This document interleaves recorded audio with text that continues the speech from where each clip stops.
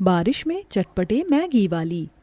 गरीब माधवी फैक्ट्री की बाकी महिलाओं के साथ मैगी की पैकेट की पैकिंग कर रही होती है। तभी सुनीता, अरे वाह माधवी, इन 2 महीने में ही तुम्हारा हाथ पैकिंग करने में कितना अच्छा खासा बैठ गया है। अब तो तुम वाली पुरानी महिलाओं जितना मैगी के पैकेट बनाती हो। सेठ से पैसे बढ़ाने के लिए बोलना।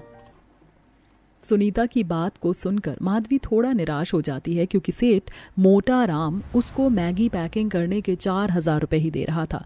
थोड़े पैसे में भी माधवी पूरी मेहनत से काम कर रही थी, क्योंकि कहीं न कहीं उसके मन में उम्मीद लगी थी कि सेठ उसका काम देखकर पगार बढ़ा देगा।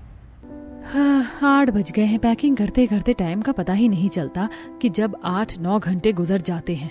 अभी तो घर जाकर खाना पीना भी बनाना पड़ेगा। इतने में मोटा राम आकर के माधवी को पूछता है, माधवी, तूने गिनकर मैगी के 1000 पैकेट की पैकिंग पूरी तो कर ली है ना? जी जी सेठ जी, मैंने 1000 से ऊपर मैगी के पैकेट बनाए। ये आप गिनती करके देख लीजिए। मोटा राम जी, माधवी ने 1000 नहीं बल्कि आज 2000 पैकेट पूरा किया है। अब ये हम पुरानी लेडीज के बराबर में काम करती है। इसको भी पर पीस पैकेट के हिसाब से पैसे देने चाहिए तुमको। अरे बढ़ा दूंगा पैसे, मैंने कौन सा मना किया है। दिवाली आने वाली है तब बढ़ा दूंगा। वैसे भी इसे लगे अभी 1-2 महीने ही हुआ है। माधवी सभी औरतों के साथ फैक्ट्री से घर जाने के लिए बाहर निकलती है, जहां बरसात का तूफानी मौसम हो रखा था। आसमान में छाई घटाएं तेज तेज से गरज रही थी। कितना भयंकर बारिश का मौसम बन रखा है माधवी, तुम कैसे घर जाओगी? तुम्हारे पास तो छाता भी नहीं है और तुम्हारा घर फैक्ट्री से सबसे दूर है। अभी तो बारिश शुरू नहीं हुई है, मैं चली जाऊंगी। माधवी जल्दी जल्दी चलते हुए घर की तरफ बढ़ने लगती है। तभी तगड़ा आंधी तूफान उठने के साथ बड़ी जोरों की बरसात होने लगती है, जिससे शोभा को चिंता सताने लगती है। हे भगवान, कितनी तेज तेज की घटाएं चमक रही हैं। बेचारी माधवी बहू बारिश में भीग गई होगी। कितनी बर्फ जैसी बारिश हो रही है, ठंड सी लग रही है। थरथराते हुए थोड़ी देर में माधवी घर पहुंचती है, जहां शोभा अभी तक चौखट ओट पर खड़ी होकर रास्ता देख रही थी। भगवान का लाख लाख शुक्र है बहू तू आ गई। एक तो इतना खराब बारिश का मौसम है, मुझे तेरी बड़ी चिंता लग रही थी। माँ जी मैं ठीक हूँ, बारिश तेज थी ही थोड़ा सा भीग गई हूँ। बहू तू एकदम तर गीली हो रखी है। 2 महीने की तनख्वाह उठाकर घर में खर्च कर दिया, पर अपने लिए एक छाता नहीं खरीदा। तूने बरसात का मौसम है, तुझको रोज बाहर काम पर आना जाना करना है।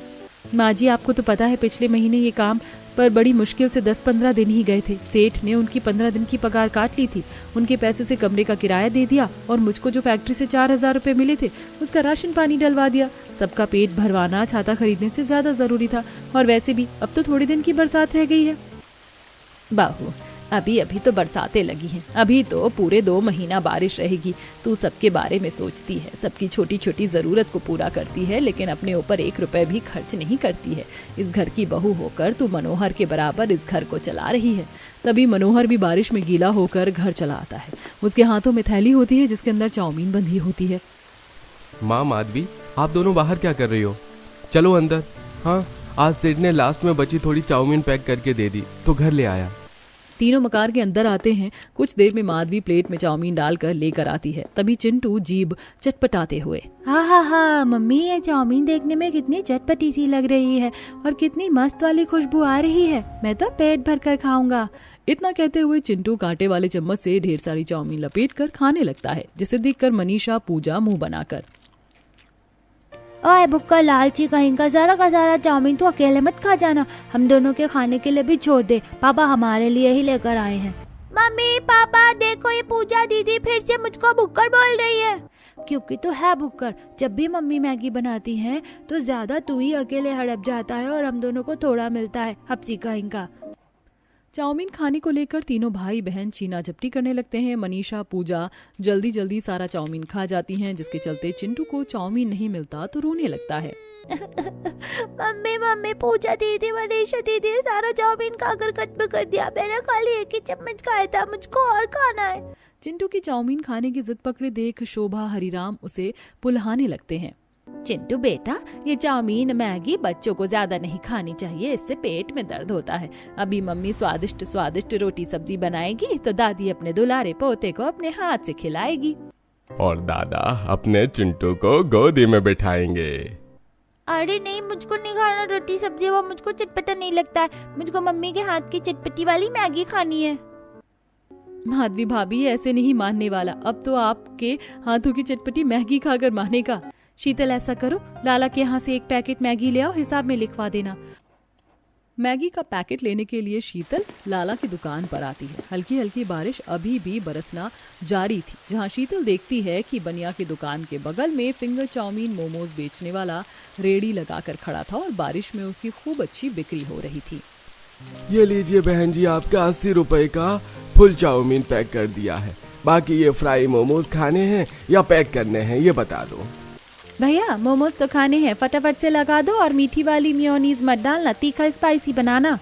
ठेले वाला लड़की की फरमाइश के हिसाब से गर्मा गर्म मोमोज पर अलग से पैकेट में से मिर्च पाउडर बुरक देता है और डोंगे में तीखी चटनी डालकर खाने के लिए देता है। आपकी मोमोज बहुत टेस्टी और तीखे हैं खाने में।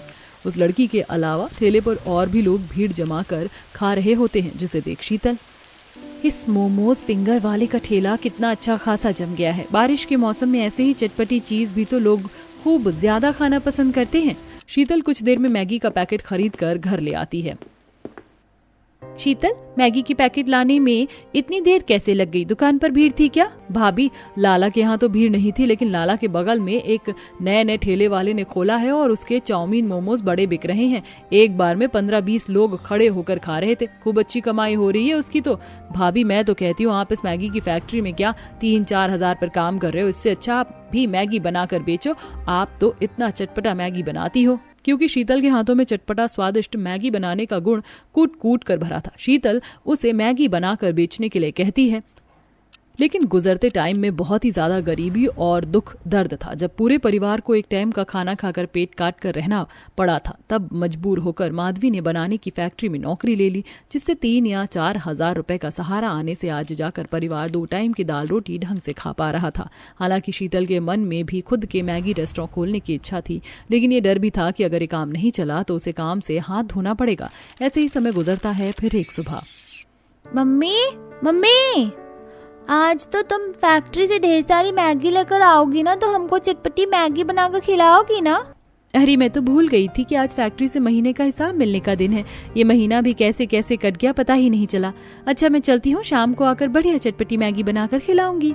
इतना कहकर गरीब बहू घर से निकल जाती है। पूरा आसमान काले मटमैले बादलों से भरा हुआ था। भयंकर बरसात का मौसम बना हुआ था। तभी बिजली कड़कती है। हे भगवान, कितने जोर से बादल कड़क रहे हैं, जैसे रोड पर गिर जाएगी अभी। बस इस बार सेठ मुझको पगार बढ़ा कर दे दे तो कुछ अच्छा सा बना दूंगी घर पर। फैक्ट्री पहुंचकर गरीब बहू मशीन पर मैगी बनाती। काम खत्म होने पर सेठ सबको तनख्वाह, माधवी को दोनों बार के जितने 4 हजार की तनख्वाह मिलती है, जबकि बाकी औरतों को सेठ 8 और 10 हजार रुपए देता है, जिसे देख माधवी का मन मुरझा जाता है। सेठ जी, मुझे ये काम करते 2 महीने से ज्यादा हो गए हैं। आपने कहा था कि जब मैं बाकी सबके बराबर जितना काम देने लग जाऊंगी तो आप मेरी पगार बढ़ा देंगे, लेकिन ये 4 हजार रुपए इतने थोड़े में आज के टाइम में गुजारा नहीं चलता। आप कम से कम मेरी तनख्वाह 7-8 हजार तो दीजिए। ये सुनते ही कंजूस मखीचूस मोटा राम भड़क जाता है।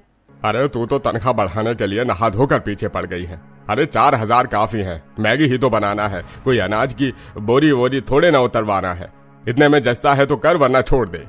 मोटाराम सेठ माधवी के घर परिवार के खराब हालत के बारे में जानता था, इसलिए उसकी मजबूरी का फायदा उठाते हुए काम छोड़ने की धमकी देता है, क्योंकि वो जानता था कि किसी भी हाल में माधवी काम नहीं छोड़ेगी। चल ये ले तेरे इस महीने की पूरी दिहाड़ी और मैगी के पैकेट मिलेंगे।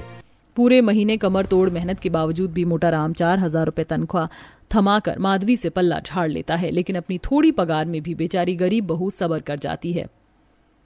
आज घर जाकर सबके लिए चटपटी सी मैगी बना दूंगी। रोज रोज सादा रोटी सब्जी खाकर माँ जी बाबूजी का भी मन भर गया है। माधवी सब्जी मंडी पहुंचती है, तभी खूब जोर से मूसलाधार बारिश होने लगती है। बाजार में एक साइड सब्जी और दूसरी तरफ खाने पीने वाले ठेले लगाकर खड़े थे, जिनकी बारिश में खूब अच्छी बिक्री हो रही थी। सब्जी लो, ताजी हरी सब्जी ले लो। सब्जी वाले की रेडी पर बंद गोभी मटर बिकते देखकर माधवी ठेले पर आती है और एक फूल गोभी हाथों में उठाकर, भैया कैसे दिए बंद गोभी और ये मटर, क्या भाव लगाया? बंद गोभी 25 रुपए का पाव और मटर 50 रुपए पाव है भाई।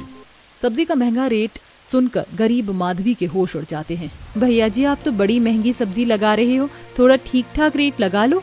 अरे बहन जी, मैं तो बाकियों से सस्ते में ही सब्जी बेच रहा हूँ। बाकी रेडी वालों के पास जाकर एक बार रेट पता कर लो, सोने के भाव बेच रहे हैं सब्जियाँ। बारिश के चलते सभी सब्जियाँ महंगी हो गई हैं। भैया देख लो, थोड़ा सस्ता लग जाए तो। फूल गोभी और थोड़ी सी मटर चाहिए थी। बहन जी रेट तो कम नहीं होगा, वरना मुझे घंटा खाना पड़ेगा। मुझको भी अपना बाल परिवार का पेट पालना है। 2 पैसे कमाऊंगा नहीं तो कैसे उन लोगों को खिलाऊंगा। निराश होकर बहू बाजार में थोड़ा आगे बढ़ जाती है, जहाँ एक बुजुर्ग औरत जमीन पर बोरी पर बैठी सर पर पन्नी लगाकर सब्जी बेच रही थी। उसकी सब्जियां थोड़ी मुरझाई हुई थी। ले लो बेटी, बंद गोभी, मटर, आलू, प्याज, एकदम पत्तेदार बंद गोभी है। बरसात का पानी लग गया है तो थोड़ा सा ऊपर ऊपर का पत्ता पीला पड़ गया है। माधवी मैगी में डालने के लिए एक बंद गोभी चुनकर तराजू में चढ़ाती है। अम्मा, ये एक छोटी फूल गोभी और आधी किलो मटर कर दो। 2-4 हरी मिर्च भी डाल देना। मैगी में डालने के लिए बंद गोभी, मटर, मिर्च खरीद कर माधवी घर आ जाती है, जहां बरसात से मकान की छत जगह जगह से चू रही थी और जगह जगह जमीन पर बाल्टी भगोने रखे हुए थे। फिर से छत टपकने लगी। माँ जी, बहू छत तो चुएगी, इतनी तगड़ी तूफानी बारिश हुई थी, एकदम पतली चादर हो गई है छत। इसे पक्की करवाना बहुत जरूरी है। इसकी खराब हालत देखकर नहीं लग रहा कि और ज्यादा बारिश झेल पाएगी। माँ जी चिंता मत कीजिए, इस महीने की तनख्वाह मिलेगी तो छत का काम लगा दूंगी। बहू के हाथों में मैगी का सामान देखकर तीनों बच्चे खुश हो जाते हैं। अरे वाह मम्मी, तुम इतनी सारी मैगी की पैकेट लेकर आई हो, मटर गोभी भी। क्या आज तुम्हारे हाथों की चटपटी मैगी खाने को मिलेगी? हाँ, आज मैं सबके लिए चटपटी सी गर्मा गर्म मैगी बनाऊंगी और सब साथ मिलकर खाएंगे। ठीक है मम्मी, तब तक हम बुआ के साथ मिलकर घर से सारा पानी निकाल लेंगे, फिर हम सब मजे से बैठकर मैगी खाएंगे। माधवी 2-4 पैकेट मैगी उबालने के लिए चढ़ाकर बारीक बारीक सब्जियां काटने लगती है और पतला पतला प्याज काटकर चूल्हे पर कढ़ाई गर्म करने को चढ़ाती है और तेल गर्म होने के लिए डालती है। इसके बाद कटी हुई हरी मिर्च, प्याज डालकर उसे खूब अच्छे से धीमी आंच पर भूनती है और तीनों बच्चे मैगी खाने के लिए बेकरार बेसब्र हुए जा रहे थे। मम्मी मैगी बन गई क्या? जल्दी जल्दी से बना दो। बिटिया, ज्यादा तेज आंच पर मैगी बनाऊंगी तो मैगी जल जाएगी और स्वाद खराब हो जाएगा। ठीक है मम्मी, आराम से बना लो, लेकिन चटपटी और तीखी तीखी मैगी बनाना बिल्कुल। मैं तो सूपी मैगी खाऊंगी। मम्मी मैं भी सूपी वाली मैगी खाऊंगा। हाँ, तुम दोनों भाई बहन सूपी मैगी खाओगे? मम्मी जी, पापा जी, आप दोनों कैसी मैगी खाएंगे, पानी वाला या सूखा? तभी ससुर जीभ चटपटाते हुए, बहू मुझको तो सूखी मैगी निकाल कर दे देना, मुझको तो वही पसंद है। बहू सबकी फरमाइश का अलग अलग चटपटा मैगी बनाकर गर्मा गर्म खाने को परोसती है। मैगी में से बहुत ही दमदार चटपटी खुशबू सबकी नाक में पड़ती है। ओ बेटे, मौज को दी कितनी यम्मी टेस्टी टेस्टी मस्त वाली खुशबू आ रही है मैगी में से। आज तो मैं जमकर चटपटी मैगी खाऊंगा। चिंटू, चल तीनों रेस लगाकर अपनी अपनी मैगी खाते हैं। जो जितनी मैगी जल्दी खत्म करेगा दूसरा अपने मैगी में से उसको खिलाएगा। चलो खाते हैं। तीनों बच्चे सुड़-सुड़ करके मैगी अपनी अपनी मैगी में से खाने लगते हैं। वहीं सास ससुर भी बहू के हाथों की चटपटी मैगी चख कर भर भर के तारीफ करते हैं। सच में बहू, तेरे हाथों की चटपटी मैगी का जवाब नहीं। जो एक बार खा ले स्वाद उसके मुंह से नहीं छूटेगा। सच में बहू, तू पता नहीं मैगी कैसे उबाल कर बनाती है कि तेरा बनाया वो मैगी बिल्कुल भी चिपकता नहीं है, एकदम चावल की तरह छोटे छोटे बनते हैं। मैं और शीतल जब भी मैगी बनाते हैं तो गीले गीले चिपके बनते हैं। माधवी भाभी, अपनी चटपटी मैगी बनाने की रेसिपी मुझे भी सिखा दो। आपके बदले में मैं ही मैगी का स्टॉल लगा लूंगी। मैगी को बस 2-4 मिनट ही गर्म पानी में डालना होता है ताकि मैदे का कच्चापन निकल जाए और मैगी बनाते वक्त तेल मसाले के साथ अच्छे से मिक्स हो जाए। तब मैगी एकदम चटपटा और खिला खिला बनता है। तो ये है आपकी चटपटी टेस्टी मैगी का राज। भाभी हमने तो मैगी खा लिया, अब आप भी जल्दी से खा लो, नहीं तो ठंडी हो जाएगी। माधवी दरवाजे की तरफ देखती हुई बोलती है। शीतल, तुम्हारे भैया आ जाए फिर हम दोनों साथ में खा लेंगे। तभी दोनों हाथ पर बैंडेज पट्टी लगे कुछ लोग मनोहर को मकान के अंदर छोड़ जाते हैं, जो कि उसके साथ रेस्टोरेंट में काम करने वाले थे। मनोहर की ऐसी हालत सबकी आंखें नम हो जाती हैं। मनोहर बेटा, ये तेरे दोनों हाथों पर बैंडेज क्यों बंधा है? कहाँ से चोट लगवा ली तूने इतनी? माँ, रेस्टोरेंट में आज बारिश के चक्कर में काफी भीड़ थी। कढ़ाई में चाउमीन बना रहा था, तभी एकदम से कढ़ाई फिसल गई और गरम तेल दोनों हाथों पर गिर गया। मनोहर के साथ घटे हादसे में उसके दोनों हाथ इतनी बुरी तरह से जल चुके थे कि उसकी हिम्मत टूट चुकी थी और वो फूट फूट कर रो पड़ता है। मेरे दोनों हाथ जल गए। मेरे दोनों हाथ जलाकर तूने मेरे परिवार के पेट पर लात मारी है ऊपर वाले। अब कौन कमा कर खिलाएगा मेरे परिवार को? मनोहर का चिंता करना जायज था, क्योंकि गरीबी में उसके परिवार का गुजारा रोज के कमाने खाने पर ही निर्भर था। मनोहर की हालत देखकर सबकी हिम्मत टूट गई कि अब परिवार कैसे जिएगा, पर गरीब बहू ने हिम्मत नहीं हारी।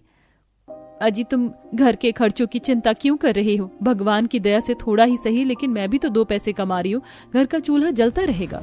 उसके दिलासा देने से सबकी चिंता तो हल्की हो गई, लेकिन उसके मन में उथल पुथल सी छाई हुई थी, क्योंकि आज के महंगाई भरे जमाने में 4000 रुपए में वो पूरा महीना 2 टाइम खाने को तो दूर, एक वक्त के भर पेट खाना भी कठिन था। बारिश में अगले दिन काम पर आकर वह सेठ से पैसे बढ़ाने को बोलती है। अरे ये क्या, हर दूसरे दिन का लोचा लगा रखा है तूने पगार बढ़ाने की। अरे मैगी की छोटी सी फैक्ट्री है मेरी, इतना कोई लाखों करोड़ों का मुनाफा नहीं कमा रहा जो हर महीने पैसे बढ़ा दूं। जब देखो चिक चिक चिक चिक। अरे चिक चिक करके माथा खराब कर रखा है। आज शाम को अपना हिसाब करवा लेना और कल से आने की जरूरत नहीं है। पहले से ही घर के खराब हालातों को झेल रही माधवी का काम भी छूट जाता है। 15 दिन का हिसाब लेकर वो संकोच भरे मन से घर की तरफ बढ़ती जा रही थी। समझ में नहीं आ रहा इस 2000 रुपए में क्या करूं। कमरे का किराया देना है, घर में राशन डलवाना है, कैसे खर्च करूं? तभी माधवी सब्जी लेने बाजार आती है, जहां चाउमीन वाले के ठेले पर जमकर भीड़ लगी देखकर। ये लो भाई साहब, आपका फुल प्लेट पनीर चाउमीन और ये आपका हाफ प्लेट वेज चाउमीन। अरे भाई साहब, मैंने कितनी देर पहले का पनीर चाउमीन लगाने को बोला था, अभी तक तो दिया नहीं आपने। अरे दे रहा हूँ भैया, दे रहा हूँ, देख नहीं रहे इतनी ज्यादा भीड़ हो रही है। चाउमीन वाला पिछले दिन की बची बासी चाउमीन कढ़ाई में डालता है और उलट पुलट करके ग्राहक को खाने के लिए परोस देता है। ग्राहकों को ध्यान खाने पर जमा था, इसीलिए कोई चीज पर ध्यान नहीं देता, मगर माधवी देख लेती है ये चाउमीन वाला तो बड़ा घपलेबाज है, ताजा चाउमीन के पैसे काटकर ग्राहकों को बासी खिला रहा है। तभी जैसे ही ग्राहक टेस्ट करता है तो मुंह सिकोड़ लेता है। अरे भाई ये कैसी खराब थी चाउमीन खाने को दी है, एकदम खट्टी खट्टी लग रही है।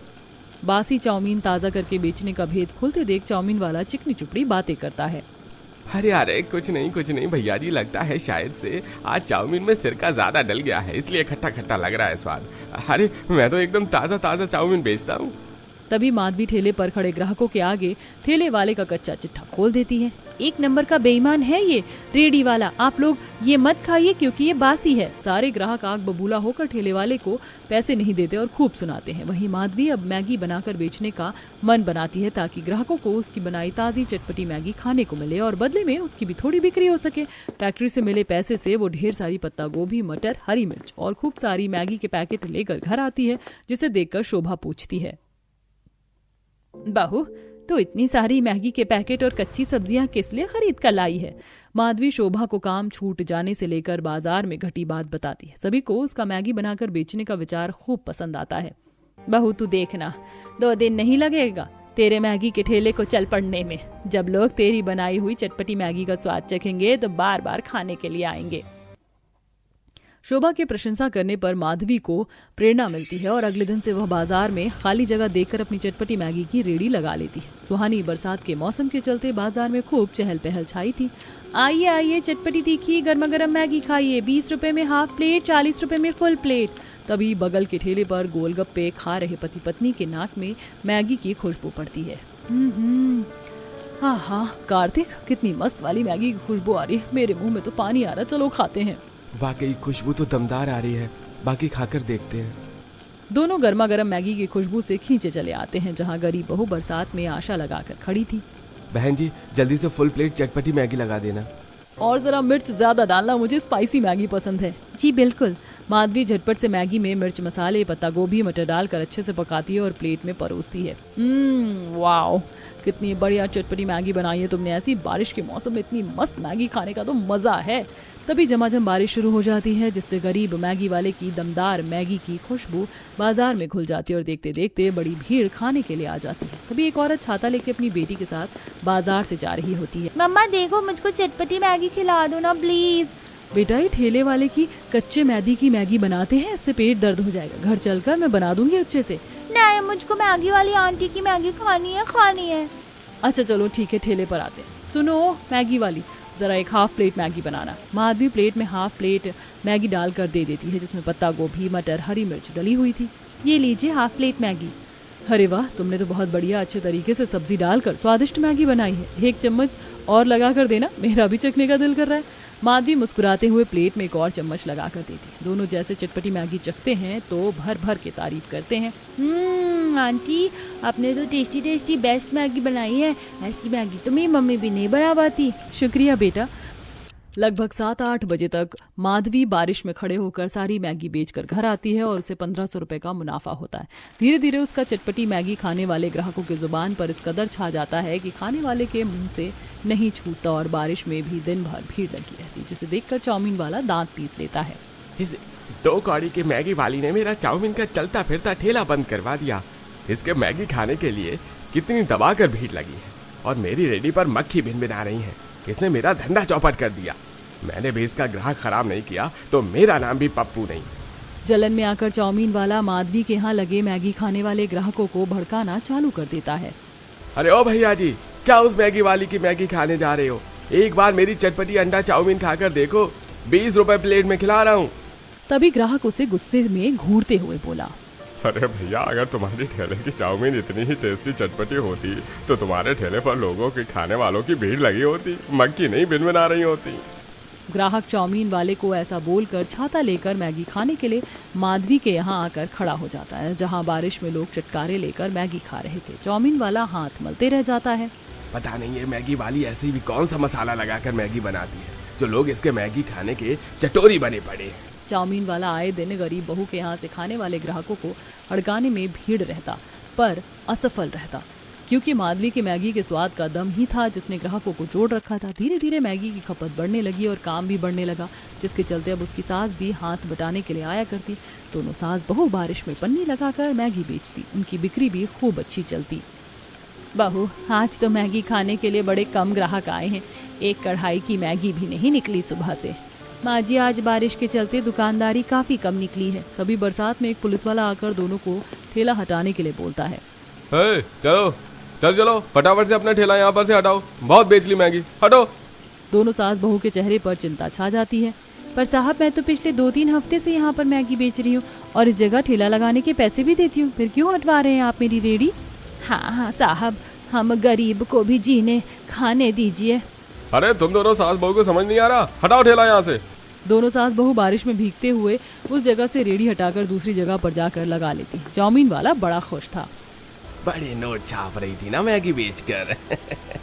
चाउमीन वाले को खुश होते देखकर माधवी को समझते देर नहीं लगती कि उसका ठेला हटवाने के पीछे उसका हाथ है। इन पुलिस वालों को भी ना हम गरीब लोगों से ही खुड़क रहती है, कमाने खाने नहीं देते। क्या मिल गया हमारा ठेला हटवा कर इस निगोड़े दरोगा को? माँ जी, इस चाउमीन वाले ने उस पुलिस वाले को पैसे खिलाकर मेरी रेडी हटवाई है, क्योंकि इसके आगे मेरी मैगी खाने वाले ग्राहक काफी ज्यादा जुड़ गए थे। अब तो हमारी जगह से ठेला कितना दूर हो गया है, ऐसे तो धीरे धीरे मेरे बंधे हुए ग्राहक टूट जाएंगे। तभी शोभा बाजार में एक सब्जी की दुकान देखती है। माधवी बहू, जरूरी थोड़ी है कि ठेले पर ही अपनी मैगी बेचें। माँ जी, अगर मैं मैगी की रेडी लगाना छोड़ दूंगी तो घर की रोजी रोटी कैसे चलेगी? अभी वो भी काम नहीं कर सकते। बहू, मैं तुझे मैगी बेचने के लिए मना नहीं कर रही। रेडी पर मैगी बेचने से अच्छा किराए पर एक दुकान ले लेते हैं। वैसे भी तेरे ग्राहक ज्यादा लगे हैं, इस बरसात में बिक्री भी खराब नहीं होगी और मैगी के साथ हम चाय भी रखेंगे। और मैगी बेचकर रोज का जितना जितना मुनाफा होगा हम साथ के साथ हर रोज दुकान का किराया निकाल देंगे। अपनी सास शोभा की सलाह माधवी को भी ठीक लगती है, जिससे दोनों उस दिन मैगी बेचने के बाद बाजार में खाली दुकान देखकर बात करने लग जाती हैं और थोड़े पैसे एडवांस देकर दुकान ले लेती हैं। अगले 2 दिन के बाद ही माधवी वो कुछ कुर्सी टेबल वगैरह लगाकर साफ सफाई करके चटपटी मैगी का रेस्टोरेंट चालू करती है, जिससे अब बारिश में उसकी चटपटी मैगी खाने वालों की उमड़ कर भीड़ जमी रहती है और अब वो मैगी खाने के लिए 2 कारीगर भी रख लेती है।